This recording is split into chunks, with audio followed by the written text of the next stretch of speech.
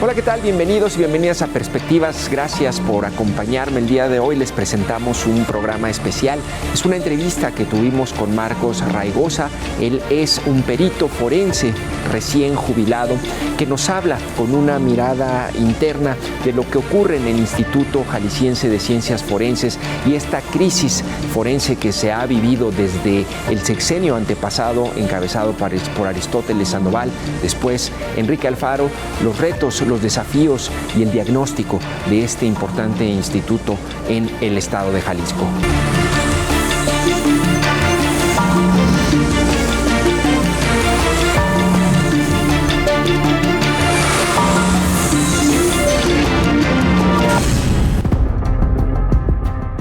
Marcos Raigosa, perito en antropología forense, trabajó durante 23 años en el Instituto Jalisciense de Ciencias Forenses, del cual recién se jubiló. Es licenciado en Arqueología por la Universidad Autónoma de Guadalajara y en Antropología Forense por el Instituto de Medicina Legal de Cuba. A lo largo de su trayectoria, ha acreditado diversos cursos y diplomados en criminalística especializada. También ha impartido conferencias y en 2016 la Universidad Autónoma de Guadalajara le entregó un reconocimiento por su trayectoria profesional. La labor del antropólogo forense es clave para atender el problema de los desaparecidos en el país. Hoy en Perspectivas conocemos más sobre los retos que enfrenta esta profesión, así como la sociedad en su conjunto para atender esta crisis humanitaria. ¿Qué tal? Bienvenidos a Perspectivas y gracias por acompañarme. Marcos Raigosa, antropólogo forense. Bienvenido a Perspectivas. Con el gusto de estar aquí. Bueno, Marcos, me gustaría preguntarle un poco, primero, entender la diferencia entre dos conceptos que mientras estuve investigando sobre su perfil y su labor, ¿no?, me encontré, y no sé si son similares o cuál es la diferencia. Vi que lo mencionaban como antropólogo forense, pero también hablan de arqueólogos forenses. Correcto. ¿No? De hecho, en alguna nota dicen el perito en arqueología forense, pero no sé si es una equivocación o cuál es la diferencia entre arqueología forense y antropología forense. Fíjate que si hablamos de antropología, es como decir medicina en general. Y si decimos el médico pediatra, el médico gerontólogo, son los que ya se han hecho alguna especialidad. Claro. Entonces, en antropología hay una especialidad que es en la antropología forense, hay otra especialidad que es en arqueología en general. Y puede el arqueólogo también estar subespecializado en el aspecto forense. ¿Cuál sería la diferencia entre antropólogo forense y arqueólogo forense? Que el antropólogo es el que en el laboratorio analiza la evidencia ósea humana y dice, bueno, pues este cráneo tiene órbitas cuadrangulares y empieza a ver características que lo definen de un sexo o de otro. Y entonces el arqueólogo sería el que en el campo, ¿verdad?, es el que recoge la evidencia con técnicas arqueológicas tradicionales, como vemos en programas de Indiana Jones y todo eso, con brochitas y todo eso, con sumo cuidado, recoge la evidencia y es el que la lleva al laboratorio para que la analice el antropólogo forense. Si usted es antropólogo forense, entonces asumo que usted estuvo trabajando durante muchos años en el laboratorio justamente haciendo esos análisis, ¿correcto? ¿No salía a campo? Es correcto. Tengo las dos especialidades, tanto la arqueológica como la forense.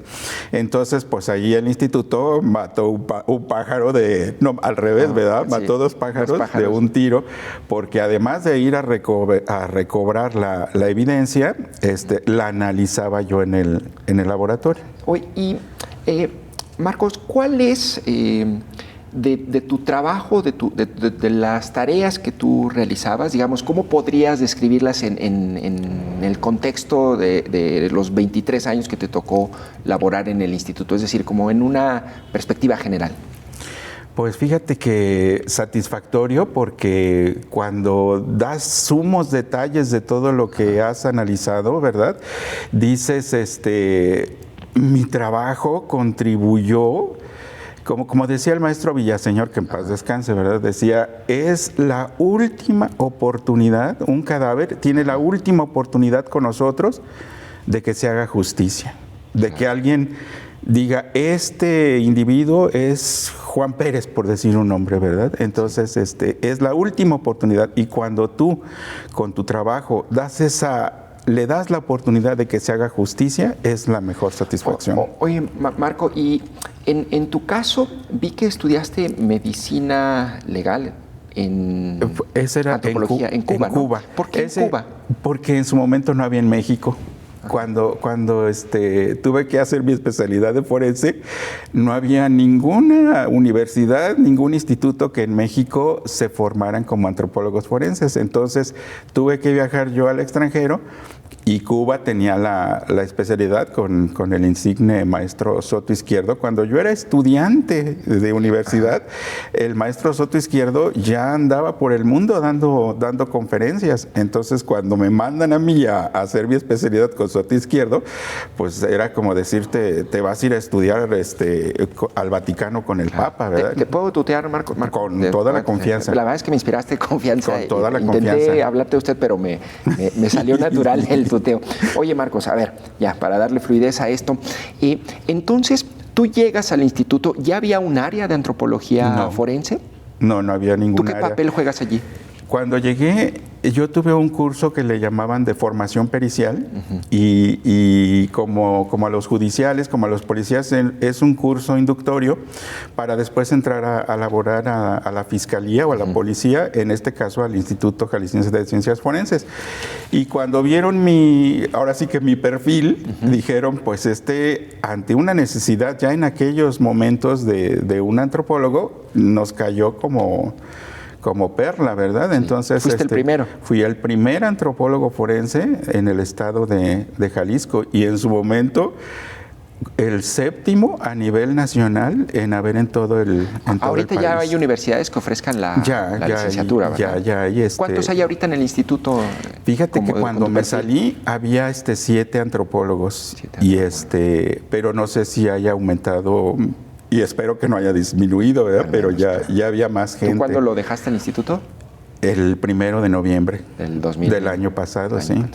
Oye, Marcos, y a ver, ¿qué sí puede determinar el antropólogo forense en un caso, por ejemplo, como los que te han tocado atender puntualmente de desapariciones, fosas, y qué no puede determinar la antropología forense? Puede determinar cosas muy valiosas, ¿verdad? Que ahorran muchísimo tiempo. Con la simple vista podemos decir, este es humano y este no pertenece a... ¿verdad? Entonces ya no nos entretenemos en analizar huesos que no corresponden a un ser humano. Claro. Y después puede decir, por las características óseas de diferentes segmentos, este era un hombre o este era una mujer. Igualmente, analizando más a fondo, podemos decir, porque los cierres epifisiarios, por estas otras características, este hombre tenía tal edad. Entonces, vamos aportando datos, como dicen los gringos, el Big Four, ¿verdad? Vamos aportando de las personas que están desaparecidas. Entonces, dices, yo estoy buscando a un masculino de tal edad, y vamos encauzando la identidad hacia, ahora sí que como en la primaria, ¿verdad? Vamos discriminando de un universo hasta llegar a cierta precisión. Por ejemplo, ¿cuál es el dato más sutil que pueden determinar? Digamos, evidentemente generalidades como el sexo, la edad, pero el dato más sutil al que pueden llegar. Cuando existe una patología, ¿verdad? Una enfermedad. Una enfermedad que digas, esta enfermedad solo se presenta una en 1,000,000 y él la tiene. Entonces, casi automáticamente decimos, esta persona... ¿Y eso cómo lo hacen? ¿Cómo lo determinan? Pues analizando todo el esqueleto, ¿verdad?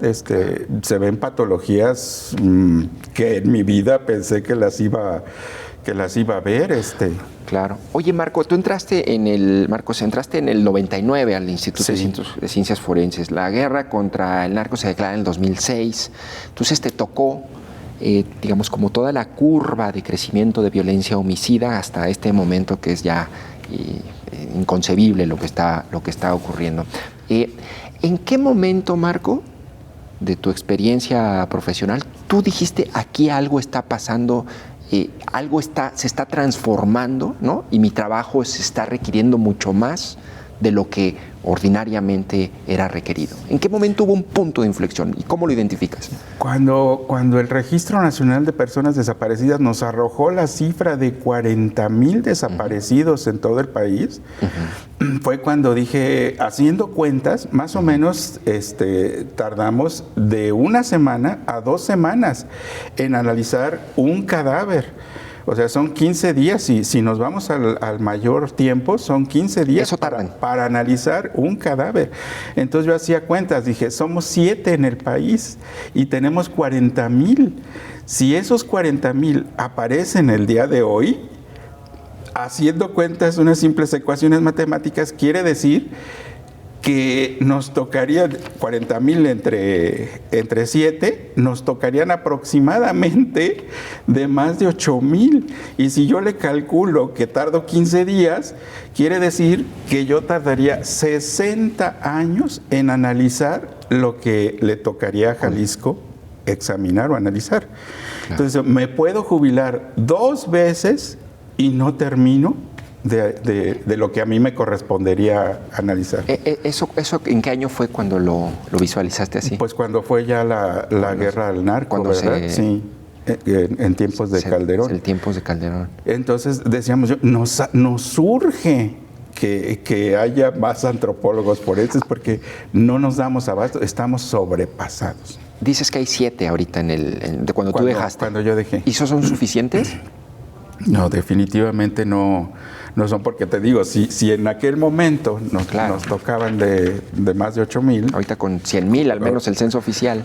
El Registro Nacional, la cifra más actual que yo encontré es de junio y nos dice que hay 286,000. En el acumulado histórico. En el acumulado.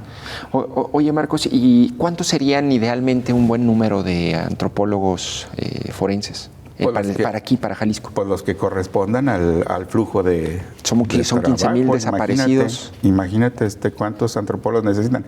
En algún momento con alguna presidenta de una asociación de desaparecidos, le decía yo, es que ya no podemos esperar a que algún muchacho que termina preparatoria estudie su licenciatura y luego se especialice y venga a pedirnos y lo contratemos, ¿verdad? O sea, yo sigo hablando como si todavía perteneciera al instituto.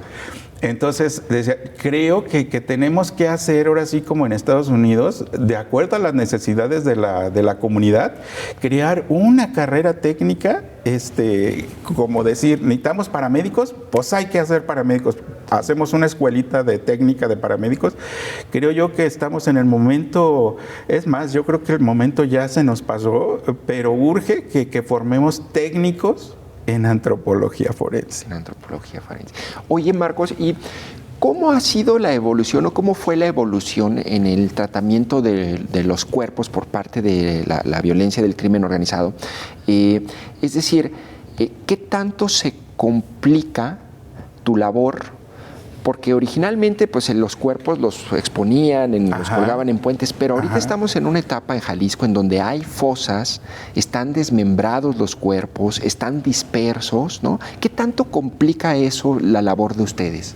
Cada vez nos complican más la situación, pero afortunadamente cuando estudias con toda la metodología, creo que tenemos que ir un paso adelante de lo que hace la criminalidad. Y en el instituto empezamos a ver casos, pues lo más exótico cuando yo entré, lo más exótico que nos llegaba de un caso criminal eran los famosos entambados. Claro. Que era cuando mataban a una persona, la metían a un tambo de 200 litros ahí engarruñada y todavía le echaban concreto para taparlo y lo sellaban y ese tambo iban y lo tiraban en un despoblado o en un río, en alguna parte donde pensaran que nunca iba a ser encontrado. Y cuando lo encontrábamos, pues era el tema, nos duraba ese tema de asombro hasta 6 meses, ¿verdad? Y que, cuando rompimos el tambo y viste cómo el cadáver hasta como que descansó y que se expandió y que bueno, nos duraba tanto ese tema, era lo más exótico bizarro que podíamos ver. Después de los entambados, vinieron los segmentados, cuando por burla, ¿verdad? Incluso seccionaban partes genitales y las colocaban en la boca del cadáver. Y después ya no nada más con esas burlas que hacían, después fueron los segmentados ya de extremidades, de piernas, y las cabezas nos las ponían como advertencia y quizás trofeo para ellos en algún punto público para señalar su presencia. Entonces eso era después eso fue lo más exótico, lo más bizarro que nos empezó a tocar. Posteriormente de eso vinieron las disoluciones en sustancias ácidas. Y entonces nos llegaban los casos ya de huesos muy, muy consumidos, ya muy degradados por el ácido, y batallábamos muchísimo, ¿verdad? Pero en declaraciones de nuestros directivos o políticos decían, y gracias a que se conservó una muela de se pudo decir que el ADN era de esta persona. Y pues los criminales también ven televisión, ¿verdad? Entonces dijeron, con una muela lo pueden identificar. Y entonces ya le daban, no nada más, le llamaban toscamente pozoleada, ¿verdad? Ya no nada más le daban una pozoleada, sino le daban dos, hasta percatarse de que no dejaran absolutamente nada. Entonces, pues de esas personas nunca vamos a saber quiénes eran. Claro. Y después de eso, ahora, como es más fácil, porque manejar sustancias ácidas no es una cosa tan sencilla, ¿verdad? Claro. Entonces ahora lo más fácil es la incineración, ¿verdad? Los queman y todavía a veces llegan a tomarse la molestia de triturar como si fuera una cremación normal, para cenizas, que no nos quede en evidencia. Y una vez quemado, pues ya no hay ADN que nos pueda... ¿En dónde los creman? En donde ellos puedan. ¿Ladrilleras? Incluso lo más sencillo es un tambo de 200 litros de lámina, ¿verdad? Ahí los creman. ¿Cuánto bueno, no vamos a dar ideas ni información, pero ¿y en este momento en qué etapa estamos? De la cremación. La cremación. Pero además hay fosas con muchísimos desmembrados. Es increíble la cantidad de cuerpos y de segmentos que hay. Sí, Marcos. Estamos, yo creo que ahí tenemos también que dialogar con los colectivos y con nuestros dirigentes de cómo podemos manejar un stock, aunque se oiga mal, ¿verdad?, de tantos cadáveres, porque un cadáver, aunque esté refrigerado, de todas maneras se sigue degradando. Si tú compras carne y la metes al refrigerador, de todas maneras, si no la usas, se degrada.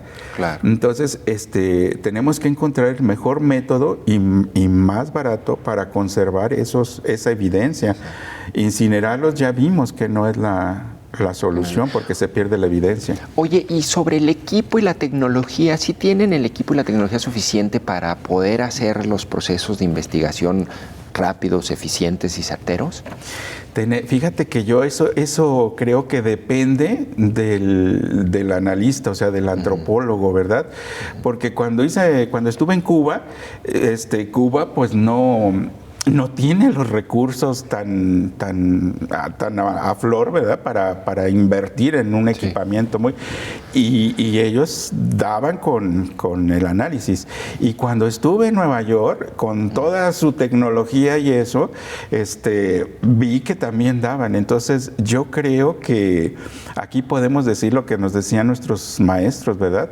La ciencia es ciencia tanto en una situación pobre como en una situación de mucha opulencia. Claro. Yo creo que consta de que tú puedes decir, no puedo hacer esto, pero lo voy a llevar el análisis a través de este otro método. Oye, me dabas un parámetro hace unos momentos de 15 días para poder identificar un cuerpo, ¿no? Pero, sí, por ejemplo, un cuerpo con estas características o una fosa, ¿no?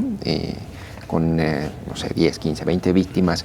Tú, por ejemplo, en tu labor, en un mes o en una semana, ¿no? ¿Qué capacidad tenías de identificar y hacer confrontas y poder hacer un análisis de cuántos cuerpos?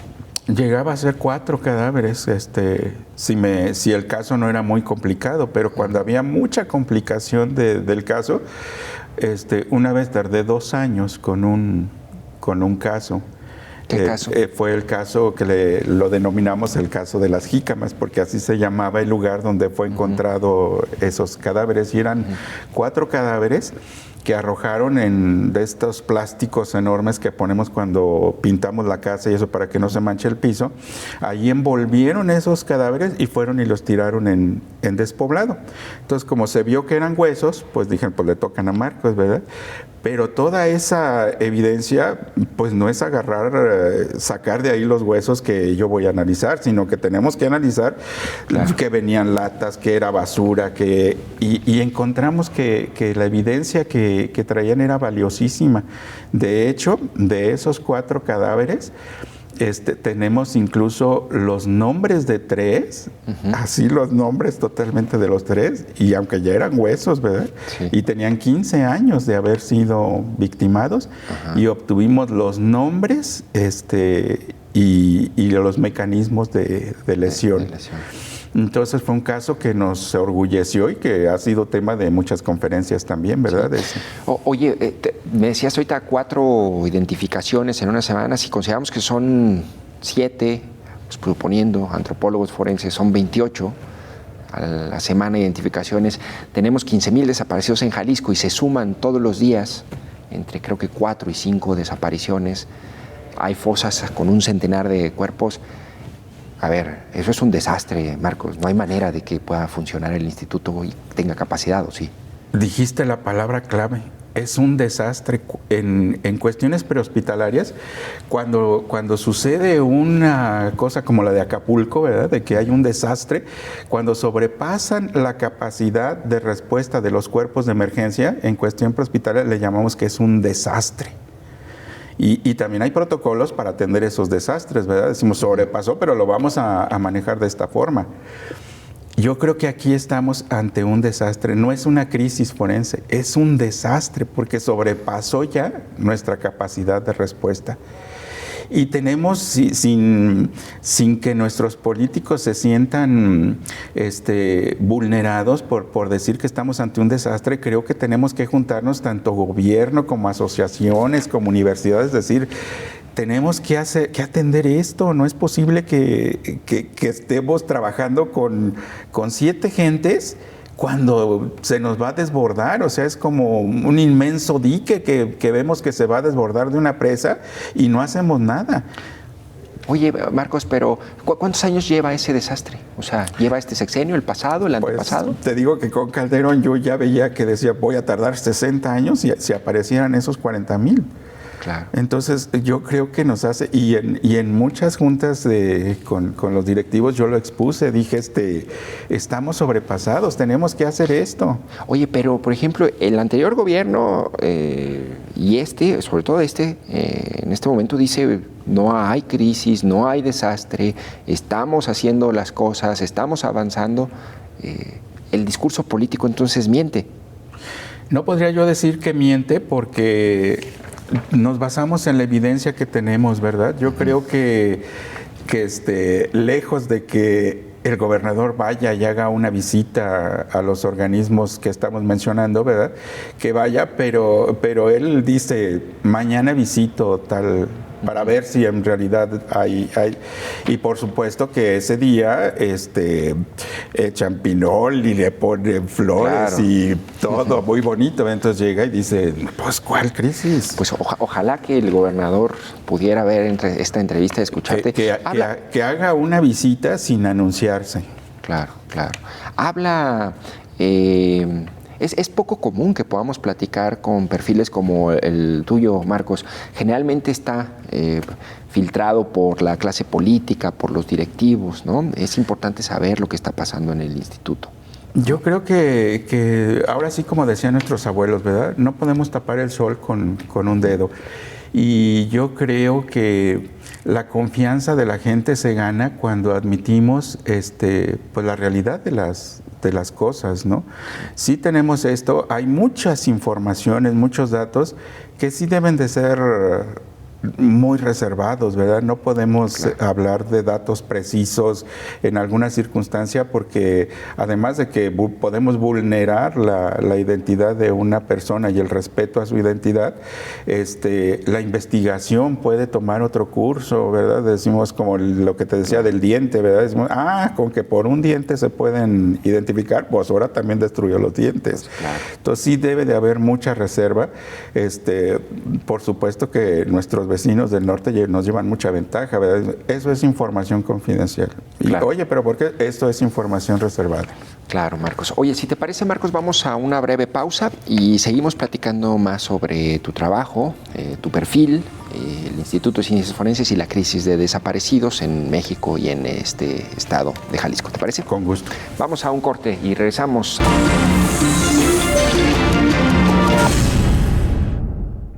¿Qué tal? Soy Jonathan Lomelí, gracias por acompañarme. El día de hoy les presentamos un programa especial, una entrevista con el diputado local de Hagamos, Enrique Velázquez, y su propuesta para establecer una norma, una iniciativa que regule la eutanasia y el derecho al bien morir. Una propuesta que ha generado polémica, que también crea mucho debate, pero que es necesario discutir.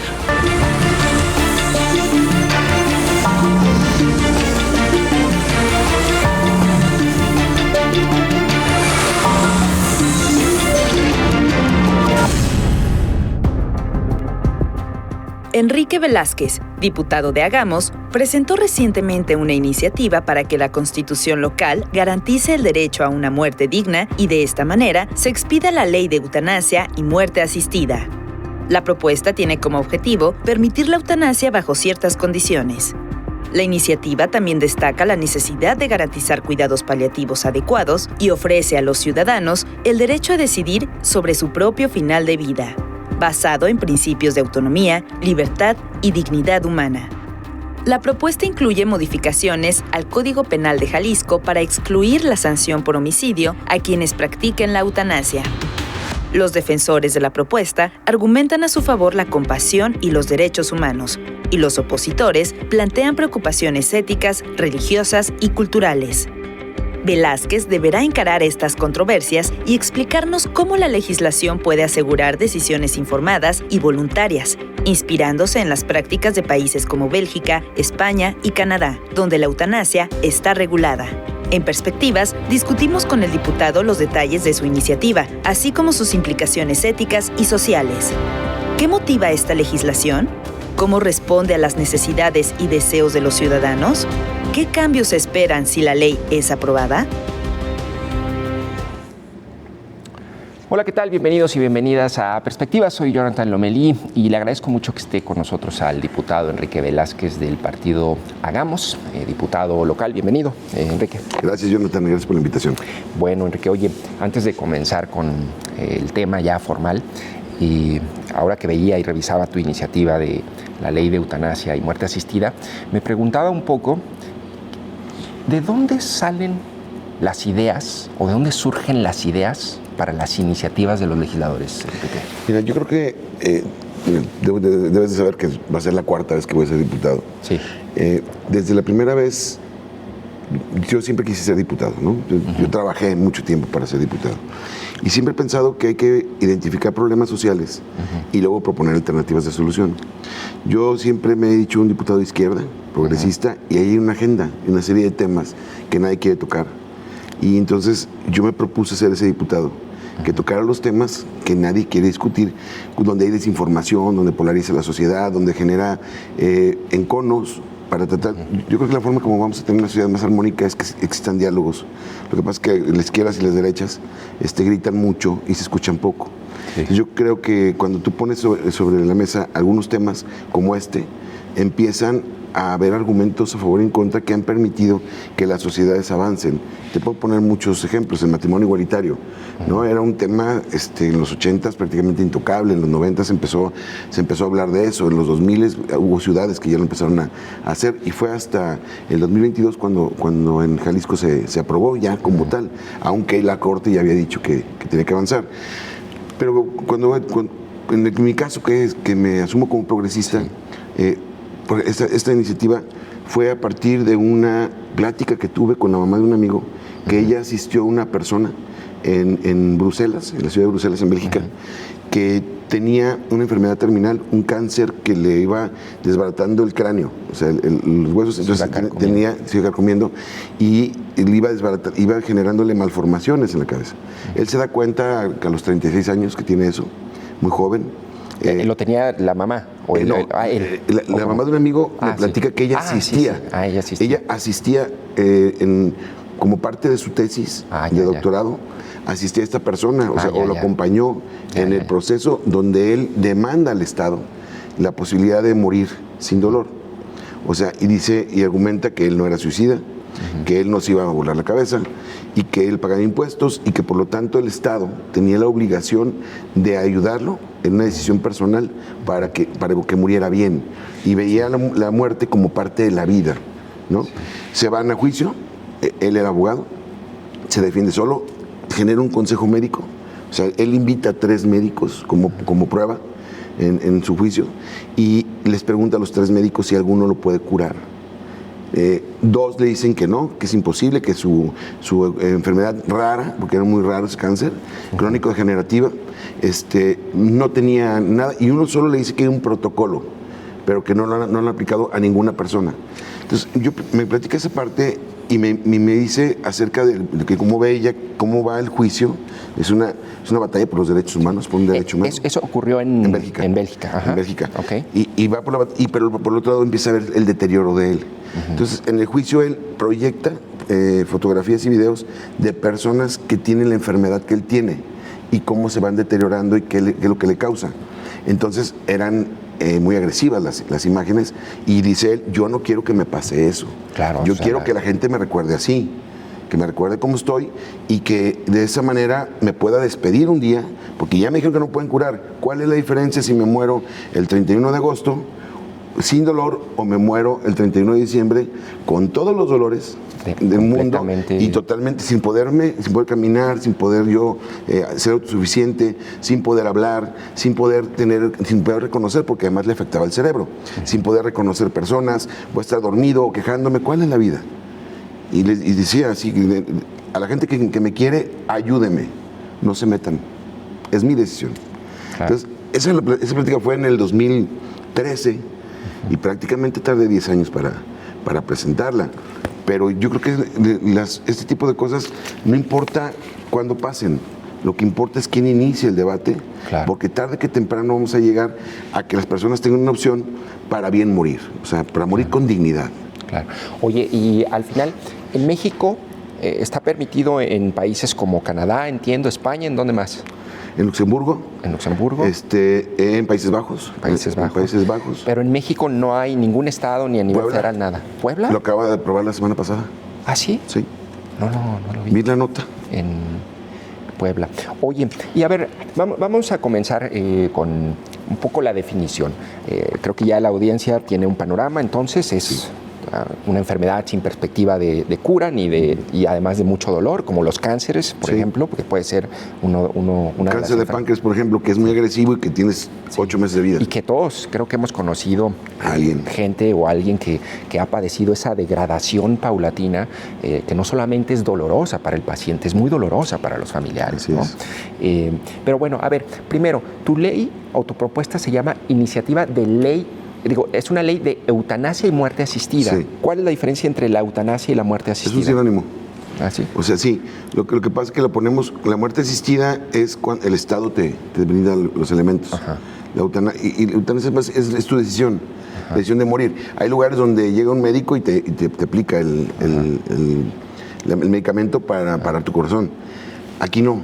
La muerte asistida es, ellos nada más te entregan el medicamento, te pueden canalizar, tú buscas una persona que te canalice, o tú lo haces, y tú le abres. Claro, es decir, tú activas esa... Tú abres la solución, y así no involucras a nadie. Claro. Que tenga... Esa es la muerte asistida. Esa es la muerte asistida. Y la eutanasia es cuando ya hay un médico, el Estado te dice, yo te voy a aplicar la dosis, pero esto básicamente... Por ejemplo, la voluntad anticipada, en algunos lugares, dices, si me llega a pasar esto, quiero morir. O sea, en Canadá, por ejemplo, una persona con Alzheimer, por ejemplo, ¿no?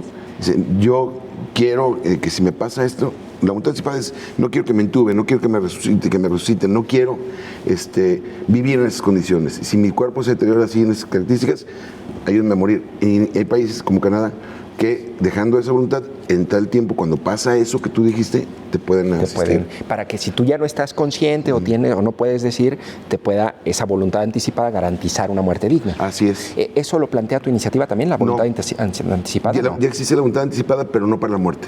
La voluntad anticipada existe en Jalisco para el caso de que no te entuben. Por ejemplo, si me pasa algo, no quiero que me entuben, no quiero que me revivan. Si tengo algún problema en el corazón, no quiero la resucitación, eso sí se puede. Eso no hagan, es decir, no cometan el... Sí, no quiero que hagan, o no quiero quimios, por ejemplo. Claro. Esa es parte de la voluntad anticipada, yo no quiero ese tratamiento.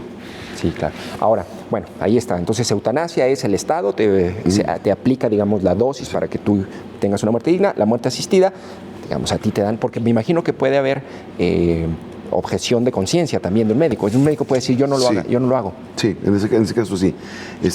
Porque además, como te digo, mi iniciativa no plantea la necesidad de que un médico lo haga. O sea, aquí nadie lo aplicaría contigo, tú solito. O sea, nada más un consejo médico te dice, no te podemos curar, efectivamente no hay cura, vas a un desenlace fatal en tanto tiempo y por lo tanto se da vista al Ministerio Público de que tú te vas a quitar la vida. Tú te la vas a quitar solo. ¿Cómo es ese procedimiento? Es decir, yo ya estoy en un momento en donde quiero esa... la ley tiene 23 artículos y 29 artículos, perdón. Y entonces tú presentas un informe médico. O sea, tu médico que tengas... Dime que no me puedes curar, constátalo en técnica. Tú dime qué tengo y me dices cuánto tiempo me das de vida. Tú lo presentas ante la Secretaría de Salud. La Secretaría de Salud tiene que turnárselo al Consejo Médico. Analiza tu caso. ¿Quiénes integran ese Consejo Médico? La Secretaría de Salud lo va a resolver. Integran como un comité de eutanásico, ¿no? Entiendo algo así, ¿no? Exactamente. Va a decir esto, sí, sí. Okay. Y van a recibir las solicitudes de esas personas. Y la entregan y entonces ellos van a emitir un dictamen en 23 días. Máximo. Sí, máximo 23 días. Tienen que entregar un dictamen y te van a programar, y vas a programar una fecha que la puedes poner tú o el consejo técnico te lo puede poner, ¿no? Consejo médico, perdón. Okay. Y es decir, el lapso entre que tú inicias el trámite y obtienes lo que nosotros debe ser es 23 días. 23 días. Sí. Es decir, después de 23 podrían ya aplicarte el... Sí. O sea, a partir de 23 días tienes la aprobación. Porque, mira, puede pasar que alguien que llegue y diga, yo tengo depresión y me voy a morir y todos los días siento que me muero. No, pues que la depresión sí se puede curar, ¿no? Sí, claro. Entonces, ahí se no entra en la muerte asistida. Sí, porque yo leí que hay algunos países, creo que incluso Luxemburgo, que sí regulan esa posibilidad de, ellos hablan de un sufrimiento mental insoportable, ¿no? O incurable. Pero hay todo un debate, pero eso no lo plantea tú. No lo plantea. Solamente es un padecimiento una físico. Enfermedad terminal, crónico-degenerativa. O sea, no puedo llegar y decir, estoy deprimido y ya no quiero más. Corté con mi novia, ya no quiero vivir. No, eso es lo que le daría elementos a los que están a los que se oponen para ir en contra de la iniciativa. Oye, ¿y quiénes pueden solicitar la eutanasia y la muerte asistida? Una persona mayor de edad, en sus facultades mentales, que sea residente de Jalisco. Claro. Y que sea mexicano, pues. Sí. Oye, ¿y cómo aseguras que la persona que realmente sea su voluntad, ¿no? Es decir, si yo me arrepiento a mitad del camino, ¿se puede echar para atrás? Antes de que ocurra, claro. Sí, es decir, no es como ya ahora te mueres, ¿no? No, claro que se puede arrepentir. Antes, pues digo, nada más te digo, tú tienes con el suero, le abres, tienes 3 minutos para cerrarle. Si no le cierras, ya. ¿Cuánto tiempo muere? ¿En cuánto tiempo muere uno? Creo que son 10 minutos. ¿10 minutos? ¿Y no es doloroso? No, porque el medicamento va directamente, pues digo, yo creo que sí debe de doler. ¿Sabes qué medicamento es? No. No, pero bueno. No, ¿se aplica? ¿Es un medicamento? Es un medicamento directo al tema de parar el corazón, ¿no? Claro. Entonces, es como un infarto. Como un infarto. Tienes 3 minutos para... Tienes 3 minutos. Eso habrá que regularlo, digamos, ¿no? O sea, sí, ya está como los protocolos. Pues es por las gotitas, por el tiempo del goteo, los médicos saben. Puede ser 2 minutos o 1 minuto, pero si le abres, va a ser difícil que te arrepientas. Claro. Y hay un margen para arrepentirte. Y yo creo que alguien que ya tomó esa decisión, es porque tiene mucho dolor. Claro. Tiene mucho dolor y ya, me acaba de pasar que un ex primer ministro de Países Bajos, él y su esposa solicitaron la muerte digna y se murieron el mismo día. Claro. Y los dos ya tenían un tiempo padeciendo los dos dolores crónicos, degenerativos, ya no podían ni acompañarse ni asistirse, y solicitaron en Países Bajos y decidieron el mismo día. A los dos les pasó eso, que estaban en igualdad de condiciones físicas, casi, y programaron su muerte. Claro, o sea, imagínate, que es tan muy romántico, para novela. Bella, pero también fuerte. Se fueron juntos, ¿no? Claro. Se fueron juntos. Oye, sé que a ti te gusta mucho el cine. ¿Hay alguna película en particular que hable sobre esto? Sí, pues Mar Adentro. Mar Adentro, claro, con Bardem. Sí. Mar Adentro. Es la historia ¿recuerdas de qué era la historia? Bueno, es una persona que ya no se puede valer por sí misma. Queda parapléjico, ¿no? Después de un clavado, ¿no? Y pide a gritos que alguien le ayude, que lo asista. No, te iba a decir algunas de donación de órganos, pero no, ese tema ya pasó. Sí. No, pues, se habla poco de la muerte digna o de adelantar la muerte, cuando yo creo que es que somos muy egoístas, ¿no? Los mexicanos somos muy egoístas y no queremos que nuestro ser querido se vaya. Mira, yo le presenté la iniciativa el miércoles y el jueves me estaba hablando un amigo y me dice, oye, ¿ya la aprobaron? Le digo, no, apenas está presentada. Porque una nota que decía algo así como, aprueban discutir, ¿no? Aprueban discutir en Jalisco. Cuando no. Y él creyó que sí. Y me dice el caso de la mamá de su novia, que tiene cerca de 90 años, pero la señora lleva 4 años alimentada por sonda, pesa 35 kilos, nomás abre los ojos. El otro día le estaba teniendo una convulsión, se la llevaron al hospital, la revivieron.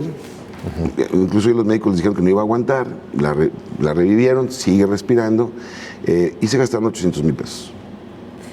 Porque nomás la pura cámara de choque, o sea, la terapia intensiva, es carísimo. Entonces, acabas con la familia porque tiene que haber alguien cuidándote en una enfermedad de esas. Te acabas el dinero que puedas tener o endeudas a la familia. Porque lo primero que hace la gente es corre al hospital más cercano con la tarjeta de crédito y se encharcan durísimo. Y no necesariamente la calidad de vida es adecuada. Oye, pero en esos casos, ¿qué se puede hacer? Imaginemos este supuesto parecido al de la mamá de tu amigo. Es decir, tú de un día para otro vas a una cirugía ambulatoria normal, ¿no? Y se complica, ¿no? Y empiezas un padecimiento, ¿no? Pero quedas inconsciente. Es decir, ya no podrías tú, no lo puedes solicitar un familiar. No. Si ya estás inconsciente ya no se puede hacer nada, no lo puedes solicitar. No, ya no. Es esperar el desenlace. Solamente la voluntad anticipada, ¿no? Por eso si la voluntad anticipada, que es que no lo entuben, que no tenga una ¿Y eso vida. ¿Cómo se tramita? Así en la Secretaría de Salud también. ¿Sí? O sea, como si fuera tu testamento. Ajá. Es un testamento vital, le llaman, ¿no? Sí, así es. ¿No? Como si fuera testamento y le dejas dicho y cuando llegas al hospital alguien debe de presentarlo, ¿no? Mira, él dijo que no. Yo voy a hacer ese trámite de que no quiere ser intubado, no quiere ser no quiere vivir conectado a ningún aparato, ¿no? Y eso te lo deben de responder. Oye, ahora, ¿en dónde se puede solicitar la eutanasia? Es decir, ¿en qué hospital? Se va a solicitar ante la Secretaría de Salud. Y en la Secretaría de Salud faltaría nomás, hay cosas que yo puedo hacer en la ley, pero luego los reglamentos lo hace el Ejecutivo. O sea, ya de dónde estaría la oficina. ¿Y si se puede hacer, por ejemplo, en un privado o un público o nada más público? Yo creo que se puede hacer también en un privado, o sea, pero con la autorización del sector público, la Secretaría de Salud. Y ya tú dices, oye, quiero que me apliquen eso en el hospital fulano, ¿no? Claro. Y para no hacer ningún comercial. Claro. En tal hospital y a ese puedes acceder. Yo digo que lo mejor es que esté en tu casa, por ejemplo, ¿no? Claro. O sea, te den la solución, manden a alguien en tu casa tú. Eso sería, sería una... Pero alguien quiere un hospital, pues que sea un hospital. Claro, sobre todo cuando son padecimientos graves que requieren como... O que ya está en el hospital la persona, ¿no? Aunque esté bien de la cabeza, está ya con su cuerpo muy deteriorado. Claro. Oye, ¿y qué has investigado tú sobre lo que ocurre en otros países? Es decir, si es una modalidad en Canadá, que se busca 30,000 personas se piden la muerte asistida, o la eutanasia la solicitan 30,000 personas al año. 30,000 personas al año. Es una barbaridad. Sí, pero de ahí van personas de otros lados también. Sí. Es decir, hay como de ese turismo... Sí, que se puede, en ese país, pues nada más debes de tener esas características. Enfermedad crónico-degenerativa, Fíjate que esa parte me la dijeron y no la he corroborado, de si pueden ir de otros países. Yo vi una nota del País, y ahora que te iba a entrevistar, y hablaba de que en donde ocurría eso era en Suiza. En Suiza, ¿no? Que hay una especie de turismo fúnebre de gente que acude, pero es carísimo eso. Sí, yo he escuchado lo de Canadá, pero fíjate que no lo corroboré. Pero ahí... lo que sería para Jalisco sería exclusivamente personas que tengan residencia en Jalisco y que tengan esas condiciones, esas características. Sí. Oye, ahora, ¿cuál es el fundamento ético de esta idea de la muerte asistida? No te tiene por qué doler. O sea, es todo un concepto, se llama ciudades compasivas. O sea, este concepto de ciudades compasivas es algo que trae, eso yo lo aprendí con el doctor Guillermo Orechiga. Él es un especialista de medicina del dolor, deberías de invitarlo a un programa. Es verdaderamente un genio. Ahorita te paso su contacto. ¿Es donde el hospital civil? Él está en Soquipan. Okay. Pero es el precursor de toda la escuela de Palia. Casi los que estudian cuidados paliativos son personas que son anestesiólogos, porque entienden sobre las microdosis que debe de haber de algunas sustancias para evitar el dolor. Claro. Entonces, él es el que lo hizo, tiene un reconocimiento en Dinamarca por el tema de cuidados paliativos, o a varios, y con él platicamos el concepto de ciudades compasivas. Él me ayudó, por ejemplo, con el tema de la marihuana, porque decía, es que la marihuana ayuda a un paciente con cáncer a que si fuma marihuana, si le ibas a dar media pastilla de morfina, ya nomás le des un cuartito. Y además el paciente que fuma marihuana le da hambre, por lo tanto tiene otro semblante. Claro. O sea, se ríe. La marihuana no cura nada, pero alivia el dolor. Entonces, no lo cura, pero alivia el dolor, ¿no? Y otros fármacos que tienen. Entonces, ciudades compasivas tienen que ver primero con cuidados paliativos, que cuando tengas una enfermedad no te duela, ¿no? Que existan los medicamentos para eso. Y luego lugares para que te vayas a morir, los hospice. Que eso existe en Europa. ¿Qué es hospice? ¿Qué es el término hospice? Hospicio para ellos es como un lugar de retiro. Okay. Un hospice. Un hospice. Se llama en Europa le dicen hospice. Aquí le pusimos lugares de retiro, de descanso, ¿no? Ya en Chapala había uno y lo cerraron. Pero es un lugar donde tú vas a ir y tienes a tus médicos para que te puedan administrar los medicamentos que requieres en lo que esperas la muerte. Ahí no se adelanta nada. Una muerte natural, se puede decir así. Claro. Y la tercera es solicitar que pare el dolor. O sea, la mamá de un amigo que tú conoces tenía un cáncer tan agresivo que los tumores le quebraban los huesos, las costillas. Ya era imposible abrirla, pero duró casi un año así. Qué horrible. Un año así. Y ella era muy católica y decía, tengo miedo de enojarme con Dios. Tengo miedo de enojarme con Dios por lo que me está pasando, ¿no? ¿Por qué a mí, no? Siempre preguntamos, ¿por qué a mí?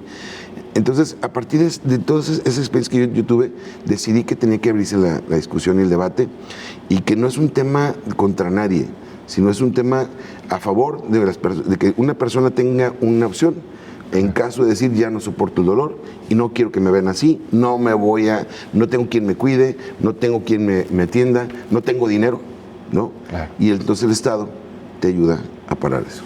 Oye, y esto está muy vinculado a esto que mencionabas ahorita de cuidados paliativos, digamos un poco para que la audiencia sepa los tiempos y lo que ha avanzado esta propuesta es, entiendo que en febrero del año de este año se aprobó una iniciativa de cuidados paliativos. Que ¿cómo están ligados los cuidados paliativos a esto, no? Es decir, es un primer paso hacia el primer paso es que no te duela. Y el último es parar el dolor. Okay. ¿Y qué aprueba esa o qué regula esa iniciativa? Es que todos los hospitales en Jalisco, públicos o privados, tengan a una persona que atienda medicina del dolor, que es todo un concepto, para que no duela. Y sobre todo en estas enfermedades crónico-degenerativas. Aunque ya había algo al respecto en la ley de salud, ¿no? De cuidados paliativos, ¿o no? No estaba considerado. Existían los cuidados paliativos, pero no era obligatorio. Claro. Entonces ya esto obliga a que tengamos... ¿Desde cuándo ya deben tener esto los hospitales? Ellos tenían 120 días para hacer el reglamento. Entonces va a ser a partir del siguiente gobierno. El siguiente gobierno. Entonces deben tener un médico especialista en medicina del dolor. Sí, ¿qué más? En todos los hospitales. Y la segunda son los hospices. Los hospices, que son estas especies de lugares de retiro. Y la tercera es la muerte digna. Te digo, Jonathan, a mí me parece que es muy importante vivir con dignidad. pero también es muy importante morir con dignidad. En el momento que tú ya no te puedas asear tú solo, que no puedes caminar, que necesitas de alguien más, para muchos, incluso yo te digo para mí, porque yo ninguna iniciativa que he hecho es para mí. O sea, la marihuana, yo no fumo marihuana, ¿no? Claro. Matrimonio igualitario, yo estoy casado con una mujer. Sí. Todo es un tema de derechos. Claro. Pero esta sí digo, si a mí me llega a pasar un cáncer de páncreas, un cáncer de estómago o algo así, sí me gustaría que hubiera esa opción.